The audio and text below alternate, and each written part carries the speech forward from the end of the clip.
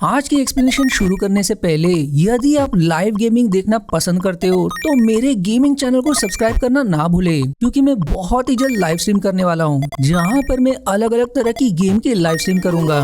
इसलिए मेरे gaming channel को सपोर्ट करने के लिए सब्सक्राइब जरूर करें, जिसका लिंक मैंने डिस्क्रिप्शन और पिन कमेंट में मेंशन किया है। तो चलिए अब शुरुआत करते हैं मूवी के एक्सप्लेनेशन से।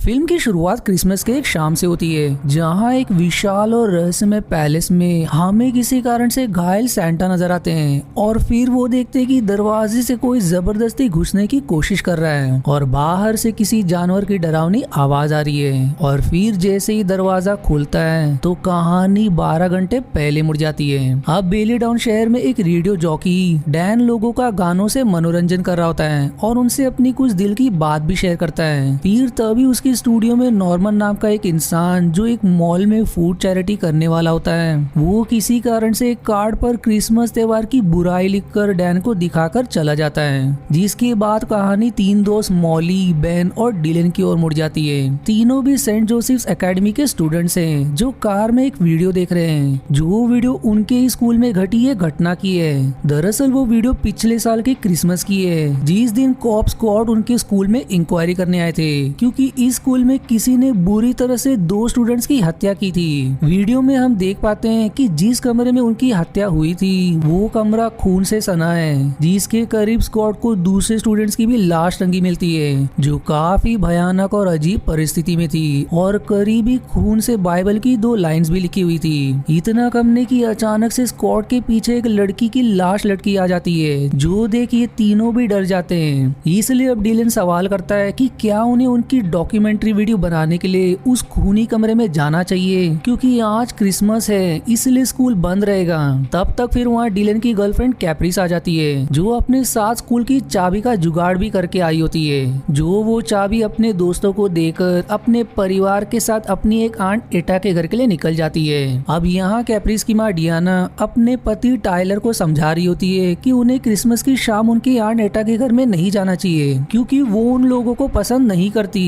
पर टाइलर चाहते कि उनका रिश्ता उनके आंट एटा से सुधरे। वहीं उसी समय विल अपने माता पिता के साथ दूसरे इंसान के प्रॉपर्टी से क्रिसमस ट्री काटने जाते हैं। हालांकि विल की माँ किम अपने पति स्कॉट को याद दिलाती है कि वो एक पुलिस ऑफिसर है, इसलिए उसे बिना अनुमति के दूसरे के जमीन से क्रिसमस ट्री नहीं काटनी चाहिए। पर स्कॉट जवाब देता है कि यहाँ कोई नहीं है, वो जल्दी से अपना काम करके निकल जाएंगे। वहीं यहाँ मॉली दोस्तों के साथ उसी स्कूल जाकर डॉक्यूमेंट्री बनाने लग जाती है, जो रिपोर्ट करती है कि पिछले साल आज ही के दिन उनके स्कूल में 2 स्टूडेंट्स कॉनर और जेना की हत्या की गई थी, पर आज तक उनके हत्यारे आजाद घूम रहे हैं। और फिर तभी उन्हें प्रिंसिपल हैरोल्ड की मौजूदगी महसूस होती है, इसीलिए वो पास ही के एक कमरे में छिप जाते हैं। दूसरी ओर टाइलर अपने परिवार के साथ एटा के घर पहुंच जाते हैं और उनसे बातें करने लगते हैं कि उन्हें पुरानी बातें भूलकर क्रिसमस में नई शुरुआत करनी चाहिए। और तभी टाइलर का बेटा डंकन क्रैम्पस की मूर्ति को छू रहा होता है, जो देखकर एंट उस पर गुस्सा करती है और उसे हाथ लगाने से मना करती है, जिसके बाद वो टाइलर से बात करने के लिए कमरे से बाहर चली जाती है। और उसी समय कैप्रिस उस घर में रखे एक लाइटर को चुरा लेती है और वहीं जिद्दी डंकन फिर से क्रैम्पस की मूर्ति को छूता है। तब एटा का नौकर गेरहार्ड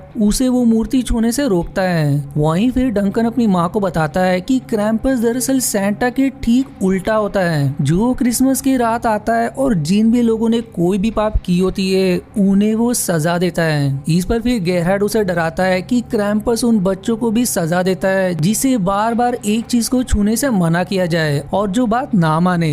जो सुनकर गुस्से में डंकन जानबूझकर क्रैम्पस की मूर्ति को नीचे गिरा देता है, जिससे वो मूर्ति टूट जाती है। और अब एटा उस मूर्ति को टूटा देख गुस्से में टाइलर को अपने परिवार को लेकर वहाँ से चले जाने को कह देती है। इसके बाद कहानी सैंटा पर मुड़ जाती है, जो तैयार हो रहे होते हैं और सारे लोग कुकीज खा रहे होते हैं, पर शाइनी नाम का एक एल्फ नहीं खा रहा होता, इसलिए सभी उसे खाने की जिद करने लगते हैं, जिस पर वो गुस्से में अपना हाथ ही काट लेता है, जिससे उसी समय शाइनी की मृत्यु हो जाती है। जो देख सभी हैरान हो जाते हैं, क्योंकि एल्फ्स कभी मरते नहीं, क्योंकि उनमें जादुई शक्तियाँ होती है। दूसरी ओर स्कॉट क्रिसमस ट्री काट कर ले जा रहा होता है और तभी उसका बेटा विल खो जाता है, जिससे उसके माता पिता बहुत परेशान हो जाते हैं और तुरंत उसे ढूंढने लगते हैं। अब काफी ढूंढने के बाद विल उन्हें खोखले पेड़ के अंदर मिलता है। स्कॉट विल को इसके लिए डांटता है, पर उसकी पत्नी किम उसे ही इस बात के लिए जिम्मेदार मानती है क्योंकि स्कॉट के कहने पर ही वो लोग यहाँ आए थे। पर इन्हें नहीं खबर कि इनकी सारी हरकतें एक अनजान इंसान दूर बैठा चुपके से देख रहा है। यहाँ मॉली स्कूल की उस जगह पहुँच जाती है जहाँ पहले अनमैरिड प्रेग्नेंट लड़कियों को कैद करके रखा जाता था।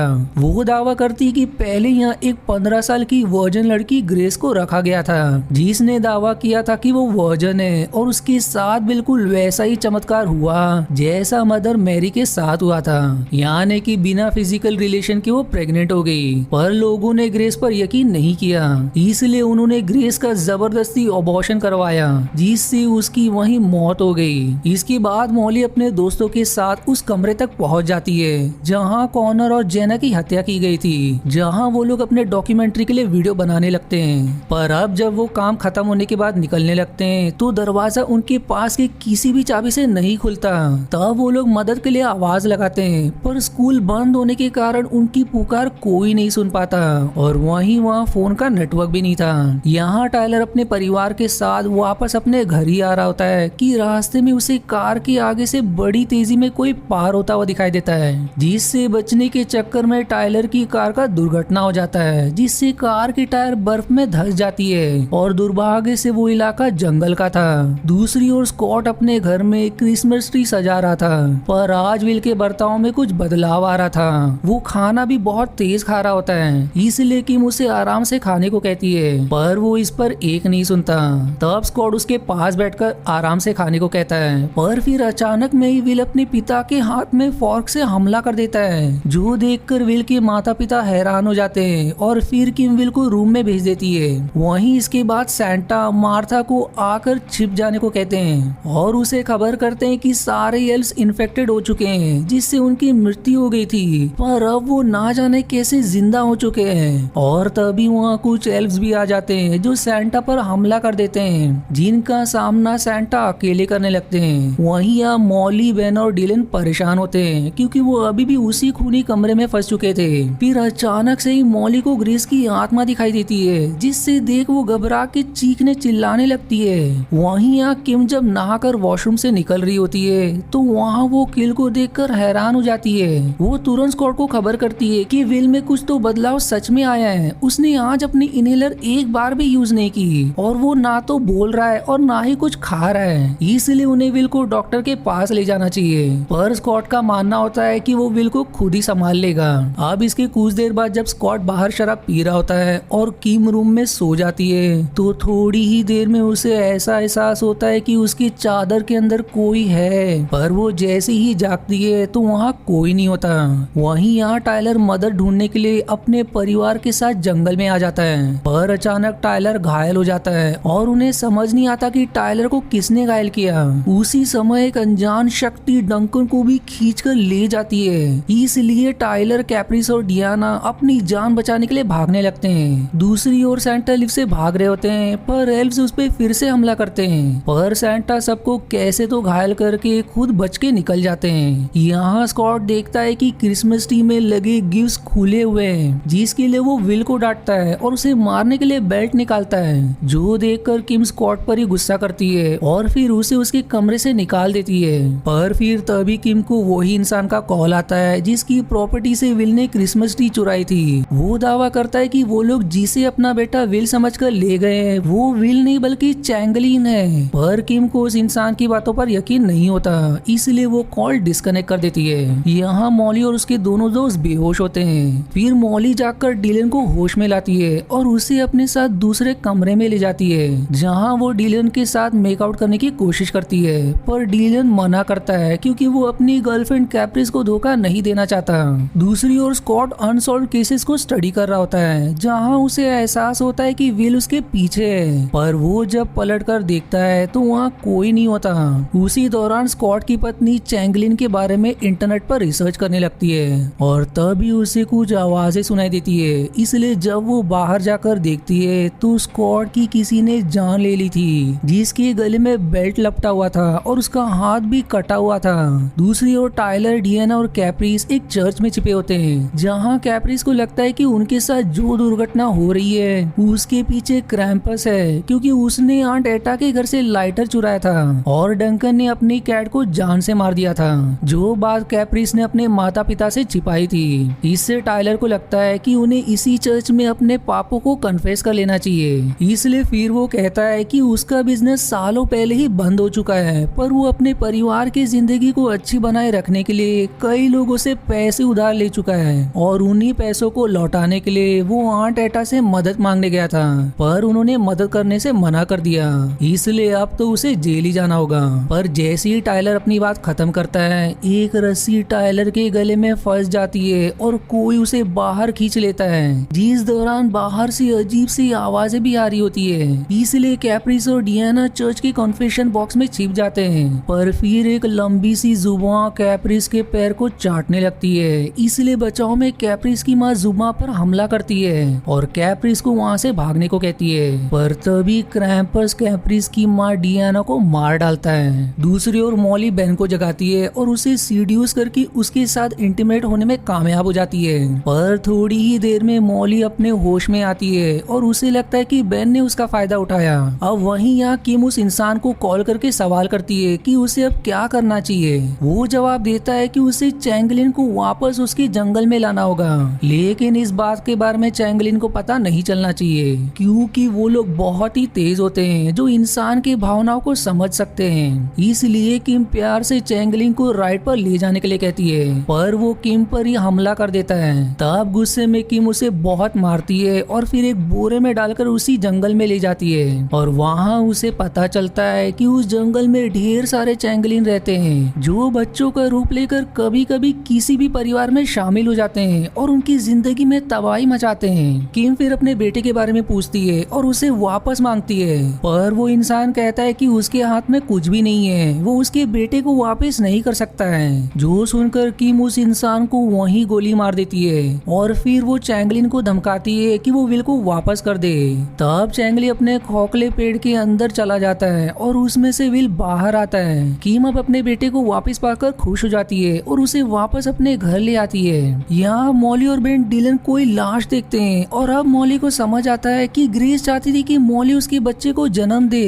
दरअसल डिलन ने मॉली के साथ इंटीमेट होने से मना कर दिया था, इसलिए ग्रेस की आत्मा ने उसकी हत्या कर दी। ठीक इसी तरह कॉनर और जेना ने ग्रेस की मदद नहीं की थी, इसलिए पिछले साल उनकी लाश इसी कमरे में मिली थी। इतना कम नहीं कि तभी वहाँ ग्रेस की आत्मा अपने बच्चे को लेकर आती है और देखते देखते बेन को जान से मार देती है, क्योंकि वो मॉली के ऊपर चिल्ला रहा था। फिर वो मॉली के पेट पर अपना हाथ रखती है और अपने बच्चे की आत्मा को मॉली के पेट में डाल देती है, जिसके बाद वो दरवाजा खोल देती है ताकि मॉली आजाद होकर उसके बच्चे को जन्म दे सके। दूसरी ओर कैप्रिस भागकर वापस आंट एटा के घर आती है, जो देखती कि एटा का दरवाजा बंद है, इसलिए वो एटा को आवाज लगाती है, पर फिर भी एटा बाहर नहीं आती।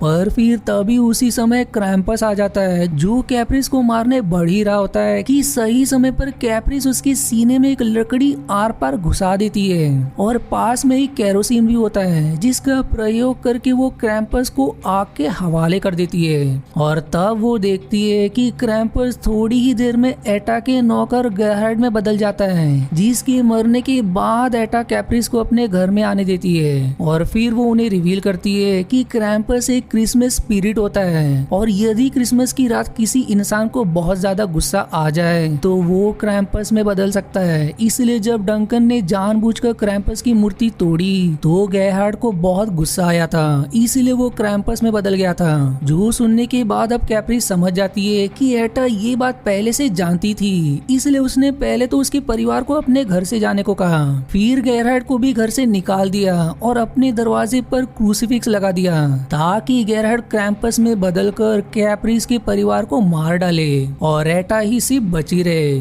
अब ये सारी बातें जानने के बाद कैप्रिस को बहुत गुस्सा आ जाता है, इसलिए वो क्रैम्पस में बदल जाती है और फिर वो उनकी जान ले लेती है। यहाँ सैंटा मार्था को ढूंढ रहे होते हैं, पर मार्था सैंटा पर हमला करती है क्योंकि वो भी इन्फेक्टेड हो चुकी थी, इसलिए सैंटा उसे भी मार देते हैं। जिसके बाद हम फिल्म की शुरुआत वाले सीन को देख पाते हैं, जहाँ पैलेस का दरवाजा तोड़कर क्रैम्पस सैंटा को मारने आता है और फिर दोनों एक दूसरे का जमकर सामना करते हैं। लेकिन जैसे ही सैंटा क्रैम्पस को मारने वाला होता है, वो देखता है कि उसके सामने एक इंसान है जो उससे अपनी जान की की भीख मांग रहा है। और तब सैंटा को समझ आता है कि वो सच में सैंटा नहीं है, वो तो नॉर्मन है जो फूड चैरिटी के लिए सैंटा बना था और उसने जीने इन्फेक्टेड एल्फ समझकर मारा। वो सारे उस मॉल में काम करने वाले थे और पैलेस का दरवाजा तोड़कर क्रैम्पस नहीं बल्कि उस मॉल के पुलिस आ जाते हैं। दरअसल नॉर्मन ने शुरुआत में क्रिसमस की बेइज्जती की थी, इसलिए उसके साथ ये सब हुआ और फिर थोड़ी देर बाद पुलिस नॉर्मन को गोली मार देती है और इसी के साथ ये फिल्म यही समाप्त हो जाती है। अब अगर इस पूरी फिल्म की बात करें तो इस पूरी फिल्म में 4 अलग अलग कहानियां चल रही थी जो किसी न किसी तरह आपस में जुड़ी हुई थी, क्योंकि ये सारे लोग बेली डाउन शहर के निवासी थे। अब इसे श्राप कहे या फिर कोई संयोग, पर बेली डाउन्स में हर साल क्रिसमस में कोई न कोई खौफनाक दुर्घटना होती ही है, इसलिए जो भी उस दिन कुछ गलत करता है उसे किसी न किसी तरह सजा मिलती ही है, जो कि हमने पूरे मूवी में देखा। अब आई होप कि आपको ये एक्सप्लेनेशन पसंद आई और आज के वीडियो में इतना ही। आशा है आपको मेरी एक्सप्लेनेशन पसंद आई। यदि हाँ तो प्लीज वीडियो को लाइक करना और चैनल को सब्सक्राइब करके सपोर्ट करना ना भूलें। मिलते हैं अगले एक्सप्लेनेशन वीडियो में, तब तक के लिए धन्यवाद दोस्तों।